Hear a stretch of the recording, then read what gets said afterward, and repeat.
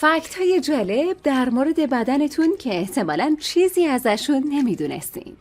وقتی موقع خستگی خیلی شدید یهو به تخت خواب میرید و خوابتون میبره، بدنتون فرصت آروم آروم خاموش شدن رو نداره. واسه همین مغز نگران میشه که نکنه شما مردید و یه سری فرکانس ها به یه سری از نقاط بدنتون میفرسته که باعث تکون خوردن شدید شما میشه و شما یهو از خواب بیدار میشید و یا احساس میکنید از ارتفاع و بلندی میافتید. شما برای بیدار شدن هیچ نیازی به گذاشتن آلارم و زنگ و این چیزا ندارید. فقط کافیه رو ساعت و زمانی که میخواید بیدار شید تمرکز کنید. هیپوتالاموس شما دقیقاً شما رو رأس اون ساعت بیدار میکنه.